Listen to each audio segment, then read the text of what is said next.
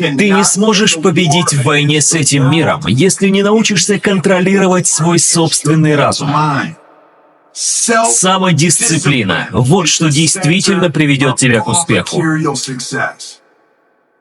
99% людей не хотят упорно работать над собой, но хотят жить жизнью своей мечты. В морской пехоте говорят, все хотят попасть в рай, но никто не хочет умирать.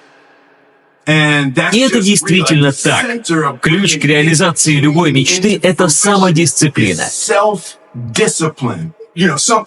И такие вещи, как спорт, питание, не так сильно связаны с твоим телом, как с твоим умом.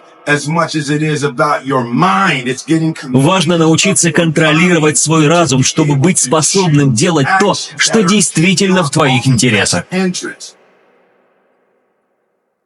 В жизни всем нам придется испытывать один из двух видов боли. Либо это будет боль от дисциплины, либо боль от сожалений. И я прошу вас, выбирайте с умом.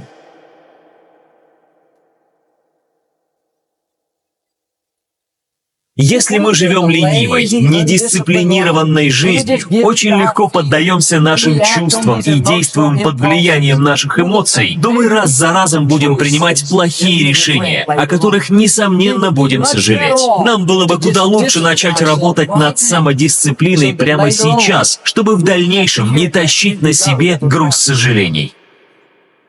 Самым важным ключом к успеху является способность доводить дела до конца и делать это систематически. А чтобы воспитать в себе личность, которая постоянно доводит дело до конца, вам понадобится дисциплина. Если вы действительно хотите измениться и стать дисциплинированным, первое, что вам нужно сделать, так это изменить окружающее пространство. Например, если вы хотите отказаться от определенной еды, будет здорово, если этой еды не будет у вас дома. Как-никак, но новая окружающая среда будет лучше способствовать изменениям, чем старая. Многие люди пытаются измениться. Они хотят начать делать зарядку по утрам, медитировать, читать каждый день, начать хоть что-то делать, но они не осознают, что погрязли в рутине. Они не понимают, что продолжают закапывать себя изо дня в день, делая все больше и больше бесполезных вещей. Я всегда говорю людям, прекратите залипать в телефоне в первый час после того, как проснулись.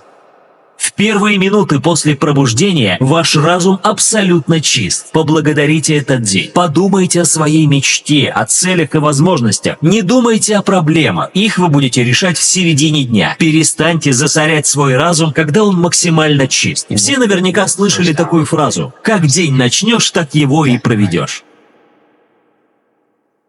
Я думаю, что очень многие страдают из-за процесса принятия решений. Есть очень серьезные исследования о том, что в сутки можно принять лишь ограниченное количество правильных решений. И когда вы сделаете нужное количество правильных решений, больше вы уже не сможете. Исследование подтверждается на примерах врачей, хирургов и так далее. В основном они совершают свои ошибки в утреннее или вечернее время. Но это касается и нас с вами. Будучи предпринимателями, студентами, родителями, мы все принимаем некоторое количество решений. Поэтому такие люди, как Марк Цукерберг или Тони Шей, все время носят одни и те же футболки и свитера. Они не хотят тратить одно из своих решений на то, что им сегодня одеть. И моя цель — систематизировать свою жизнь, заложить всю рутину в первые и последние часы дня. Я осознанно довожу рутинные дела до автоматизма, и мне больше не нужно думать о них. Ведь это часть дня для тебя, для физических упражнений, медитаций и аффирмаций, потому что далее в середине дня ты работаешь с командой и клиентами, и тебе нужно быть максимально сосредоточенным и продуктивным. Но в свои первые и последние часы ты должен побыть наедине с собой, не погружаться в рутину, а полностью автоматизировать ее. Все это помогает воспитать самодисциплину и внутреннее упорство. Еще я постоянно слежу за тем, какая информация попадает в мой разум. Я не смотрю негативные новости и всякий мусор. Каждый день я читаю что-то полезное, потому что хочу развиваться и оставаться на позитиве. Все это питает мой разум и позволяет находить вдохновение внутри самого себя.